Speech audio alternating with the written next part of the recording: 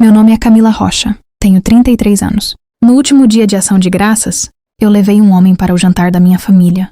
Um homem que minha mãe escondeu de mim por 20 anos. Quando ele entrou na sala e disse o próprio nome, minha mãe deixou o copo cair. O vinho se espalhou pela mesa branca enquanto todo mundo ficou em silêncio.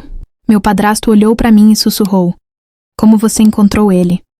Não foi quem é ele, foi como. Se você gosta de histórias reais que tocam o coração, se inscreve no canal e me conta nos comentários de onde você está assistindo. Eu adoro saber quem está aqui comigo. Naquele momento eu entendi que eles já sabiam a verdade, e que eu era a última a descobrir. Por 20 anos eu fui a filha difícil. A que nunca era suficiente. A que ficava quieta enquanto minha irmã recebia elogios, presentes, atenção. Eu achava que o problema era comigo. Sempre achei. Todo ano, o dia de ação de graças era igual. Eu chegava cedo, ajudava minha mãe com tudo.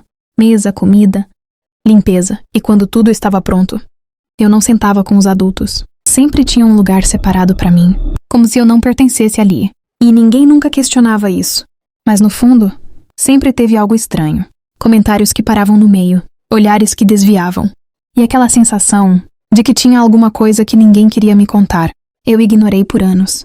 Até que, 3 semanas antes daquele jantar, algo pequeno aconteceu. Mas mudou tudo. Eu estava no médico, fazendo exames de rotina. Nada demais. Até que ele me perguntou algo simples. Histórico familiar. Eu liguei para minha mãe naquela mesma noite. E o silêncio do outro lado da linha não foi normal. Não foi dúvida. Não foi confusão. Foi medo. E foi ali que, pela primeira vez na minha vida, eu senti que tinha alguma coisa muito errada com a minha história. Na manhã seguinte, eu tomei uma decisão que mudaria tudo. Eu fiz um teste de DNA. E quando o resultado chegou, minha vida inteira deixou de fazer sentido.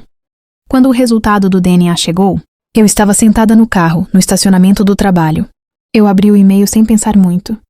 Mas na primeira linha, meu mundo parou. O homem que eu chamei de pai por 33 anos não era meu pai.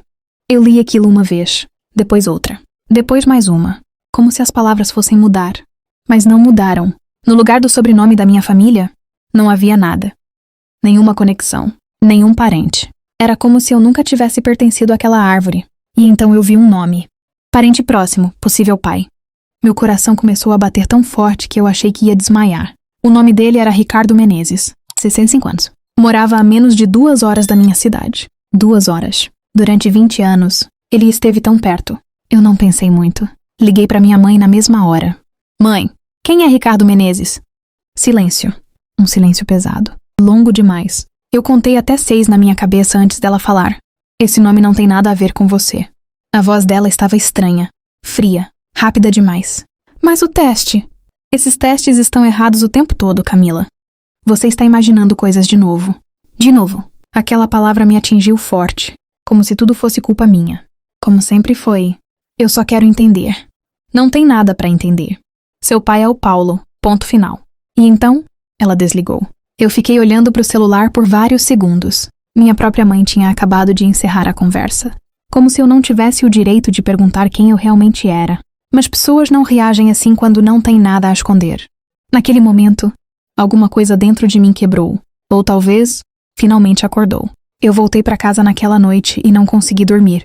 Fiquei olhando para o teto, pensando em cada momento da minha vida. Cada vez que eu me senti diferente, deslocada, como se eu estivesse no lugar errado. E pela primeira vez, tudo começou a fazer sentido. Se aquele homem não era meu pai, então quem era? E por que minha mãe passou 20 anos escondendo isso de mim? Eu podia ignorar, fingir que não vi, continuar vivendo como antes, mas eu sabia que não conseguiria, porque agora eu tinha um nome, e eu precisava encontrar esse homem. Eu levei 2 dias inteiros para criar coragem. 2 dias olhando para o nome Ricardo Menezes como se ele fosse desaparecer da tela. Mas ele não desapareceu. Na 3ª noite, sentada sozinha no meu apartamento, eu respirei fundo e liguei.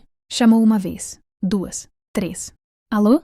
A voz dele era calma, mais velha, mais firme. Eu congelei por 1 segundo. Eu acho que você não me conhece. Meu nome é Camila. Silêncio.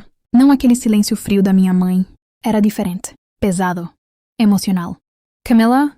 Ele repetiu bem devagar. E então ele disse algo que fez meu corpo inteiro arrepiar.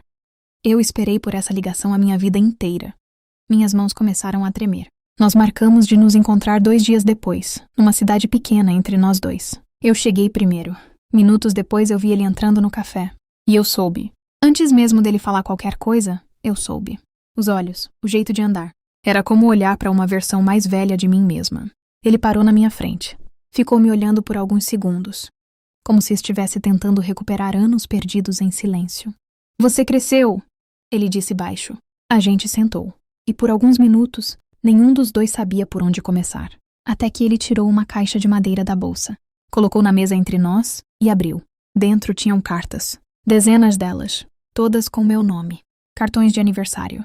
Mensagens escritas à mão. Datas que iam desde quando eu era criança, até os meus 18 anos. Eu escrevi para você todos os anos, ele disse. Mas todas voltaram. Meu coração apertou. Em cada envelope tinha um carimbo vermelho, devolvido ao remetente. E em todos, a mesma letra. A da minha mãe. Eu não consegui segurar as lágrimas. Ela nunca deixou você chegar até mim? Ele balançou a cabeça devagar. Eu tentei, Camila. Eu juro que tentei. Naquele momento, tudo ficou claro. Não era só um segredo. Era uma escolha. Ela escolheu apagar ele da minha vida. E me deixar viver 20 anos sem saber quem eu realmente era. Eu limpei as lágrimas. Respirei fundo. E olhei para ele. Você vem comigo no dia de ação de graças. Ele me olhou surpreso. Eu quero que eles olhem para você. E finalmente digam a verdade. No dia de ação de graças, eu acordei mais cedo do que o normal. Não porque eu precisava ajudar, mas porque pela primeira vez eu sabia que aquele dia seria diferente. Eu fui buscar o Ricardo às 9 da manhã. Ele já estava pronto, esperando na porta, com uma camisa social simples e a mesma caixa de madeira nas mãos. Durante o caminho, quase não falamos. Não porque não havia o que dizer, mas porque o peso daquele momento já dizia tudo. Quando chegamos na casa da minha mãe, os carros já estavam estacionados na frente. Risadas vinham lá de dentro. Tudo parecia normal, como sempre foi. Eu respirei fundo e abri a porta. A sala estava cheia. Família, primos, minha irmã, todos ali. Minha mãe sorriu automaticamente quando me viu, até que os olhos dela foram para trás de mim.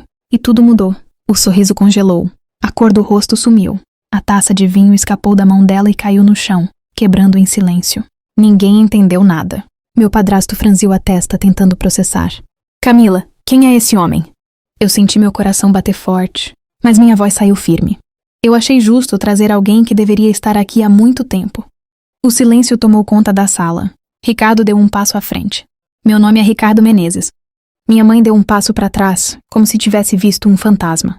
Isso não pode estar acontecendo. Ela sussurrou. Mas já estava. Meu padrasto olhou para mim de novo, dessa vez diferente. Como você encontrou ele? E ali, eu tive certeza. Eles sempre souberam. Eu tirei o envelope da bolsa, as cartas, os exames. Coloquei tudo sobre a mesa, na frente de todo mundo. 20 anos. Vocês esconderam isso de mim. Ninguém falou nada. Minha irmã abaixou o olhar.